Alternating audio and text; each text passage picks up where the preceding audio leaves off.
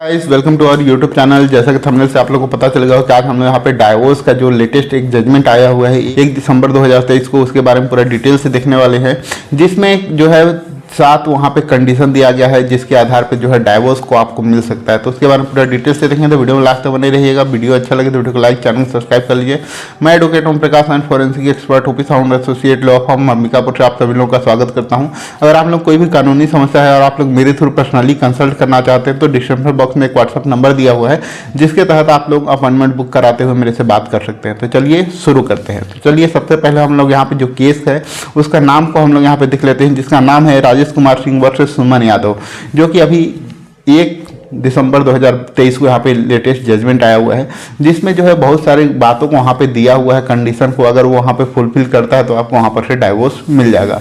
तो आप लोगों को पता है कि जो है जो सेक्शन 13 में हिंदू मैरिज एक्ट का वहाँ पे दिया हुआ है कुछ ग्राउंड को, जिसके आधार पे अगर ग्राउंड वहाँ पे फुलफिल नहीं होता है तो वहाँ पे डाइवोर्स नहीं मिलता है, जिसको यहाँ पे जो है सुप्रीम कोर्ट ने आर्टिकल 142 क्लॉज 1 को यहाँ पे इम्प्लीमेंट करते हुए कहा गया है कि अगर ये जो 7 कंडीशन इनके द्वारा बताया गया है अगर वहाँ पे फुलफिल हो जाता है तो आपको इसका यूज करते हुए आर्टिकल 141 क्लॉज 1 का आप लोग वहाँ पर से डाइवोर्स ले सकते हैं। वहाँ पे फिर उस ग्राउंड की ज़रूरत नहीं पड़ेगी। अगर वो ग्राउंड फुलफिल नहीं भी हो रहा है फिर भी आपको वहाँ पर डाइवोर्स मिल सकता है। तो इसमें केस में क्या हुआ था उसके फैक्ट के बारे में हम लोग पहले समझते हैं। तो ये केस जो है वहाँ केस में दोनों की शादी जो है 1999 में हुई थी। उसके बाद 2001 में आपस में उन लोग के बीच में विवाद होने लग गया और आगे चल के उन लोग के बीच में जो है केस वगैरह दर्ज हो गया, जिसमें 498, 323 आईपीसी के तहत उनके खिलाफ वहाँ पे केस दर्ज हुआ। साथ ही जो है डाइवोर्स वगैरह का केस फाइल हो गया, जो कि डाइवोर्स का केस फैमिली कोर्ट में जब फाइल किया गया तो उसको वहाँ पर से डिसमिस कर दिया गया। और साथ ही जो है 2010 में फिर उसके अपील किया गया हाई कोर्ट में। तो हाई कोर्ट में जो है 2010 में अपील करेंगे वहाँ से भी उसको वहाँ पर से डिसमिस कर दिया गया। क्यों? क्योंकि वहाँ पे कोई ऐसा ग्राउंड नहीं था जिसके आधार पर उनको वहाँ पे डाइवोर्स मिल सके। उसके बाद जो है एक अपील होते हुए यह सुप्रीम कोर्ट में पहुंचा। तो सुप्रीम कोर्ट ने वहाँ पे देखा कि जो अभी तक ये जो टाइम पीरियड है उन लोग के बीच में, वो शादी के बाद का यहाँ पे 20 साल लगभग हो गया जो केस चलते हुए, फिर भी अभी तक उन लोग को वहाँ पे रिलीफ नहीं मिला है। तो सुप्रीम कोर्ट ने वहाँ पे कुछ चीज़ें वहाँ पे कंडीशन बताई कि अगर वहाँ पे इस सब चीज़ों को वहाँ पे देखा जा रहा है और वहाँ पे अवेलेबल है तो उस कंडीशन में इन लोग को वहाँ पे डाइवोर्स हो सकता है। तो पहला इसमें 7 कंडीशन है जिसके बारे में हम लोग यहाँ पे देखने वाले हैं।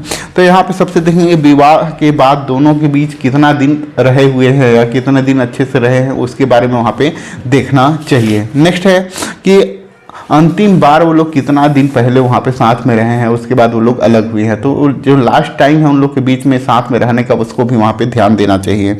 और नेक्स्ट है कि वो लोग जो केस किए हुए हैं या हस्बैंड किया हो या वाइफ किए हों तो उन लोग का जो कंडीशन हो वो क्या है, क्या आप एक दूसरे के ऊपर क्या आरोप लगाए हुए हैं उसका वहाँ पे देखना चाहिए। नेक्स्ट है कि जो केस वहाँ पे चल रहे हैं उसमें क्या ऑर्डर हुआ है उसको भी वहाँ पे ध्यान देना है कि उन लोग के बीच में जो केस चल रहे हैं उसमें क्या क्या ऑर्डर हुआ है। और साथ ही ये भी ध्यान देना है कि जो उनके द्वारा कोई समझौता वगैरह का किया गया है या नहीं किया गया है, या कुछ कोर्ट के द्वारा कोई मीडिएशन वगैरह किया गया है तो कब किया गया है, उसका रिजल्ट क्या निकला हुआ है, दोनों आपस में समझौता होने लायक है या नहीं होने लायक है। तो ये सबको वहाँ पे देखना जरूरी है। नेक्स्ट है दोनों के बीच में जो है अलग रहने का अच्छा खासा वहाँ पे जो है टाइम पीरियड होना चाहिए, यानी कि 6 साल लगभग होना चाहिए। 6 साल तक अगर वो लोग अलग हैं या 2 साल से ऊपर हैं तो उस कंडीशन में आप लोगों को वहाँ पे देखना चाहिए। और इस सब के बाद आपको यह चीज़ देखना है कि दोनों के बीच में जो है साथ में रहने का कोई उन लोग के बीच में आधार दिख रहा है क्या, कैसे कि वो लोग दोनों साथ में रह सकते हैं। कुछ ऐसा कारण है कि यह है कि उन लोग के बीच में कोई भी ऐसा नहीं है। जैसे ये जो केस था प्रेजेंट केस, उसमें जो है 20 साल का टाइम पीरियड बीत चुका था, दोनों अलग अलग रह रहे थे। अब दोनों के बीच में कोई आशा की किरण नहीं थी कि वो लोग दोनों साथ में रहेंगे, फिर भी जो है उन लोग के बीच में डाइवोर्स नहीं मिल रहा था। तो इस तरीके के जो केसेस है उसको सुप्रीम कोर्ट ने देखा कि अगर ऐसा कुछ कंडीशन है जहाँ पे दोनों साथ में रहने का कोई वहाँ पे टाइम नहीं है, उन लोग के बीच में कोई ऐसा लग नहीं रहा है कि वो लोग दोनों साथ में रहेंगे, कोई ऐसा सिचुएशन नहीं है, तो उस कंडीशन में उन लोग को वहाँ पे डाइवोर्स दे देना चाहिए, जो कि आर्टिकल 142 क्लॉज 1 के तहत उसका यूज करते हुए यूज कर सकते हुए। तो अब यहाँ पे ये क्वेश्चन नहीं आता है कि 142 क्लॉज 1 जो आर्टिकल है कॉन्स्टिट्यूशन का, उसका यूज क्या ट्रायल कोर्ट के द्वारा किया जा सकता है या डायरेक्टली सुप्रीम कोर्ट में किया जा सकता है, तो ये ऐसा नहीं है। तो इसको करने के लिए जो है पहले तो आपको ट्रायल कोर्ट में केस फाइल करना ही पड़ेगा। जब अपील के बाद जो है ये हाई कोर्ट में पहुंचेगा तो उस समय हाई कोर्ट के जो है उनके द्वारा वहाँ पे अपील में इस चीज़ को यूज किया जा सकता है। आर्टिकल 142 क्लॉज 1 का वहाँ पे यूज करके उनको वहाँ पर से डाइवोर्स दिया जा सकता है। और अगर वहाँ पर से भी अगर नहीं होता है तो उस कंडीशन में अगर सुप्रीम कोर्ट में जाता है तो सुप्रीम कोर्ट इसका यूज करते हुए वो जो है आर्टिकल 142 क्लॉज 1 का यूज करते हुए वहाँ पर से डाइवोर्स को ग्रांट कर सकता है। चाहे उनके बीच में जो ग्राउंड है वो वहाँ पे ग्राउंड हो या ना हो, इससे कोई फर्क नहीं पड़ता। लेकिन अगर इन लोग के बीच में ऐसा है कि टोटली ब्रेक डाउन होने की स्थिति है कि वो दोनों साथ में नहीं रह सकते तो उस कंडीशन में उनको वहाँ पे डाइवोर्स मिल जाना चाहिए। तो इस जजमेंट का लिंक है वो डिस्क्रिप्शन बॉक्स में आप लोग को मिल जाएगा, तो वहाँ पर से भी जाके आप लोग चेकआउट कर सकते हैं, अच्छे से पढ़ सकते हैं।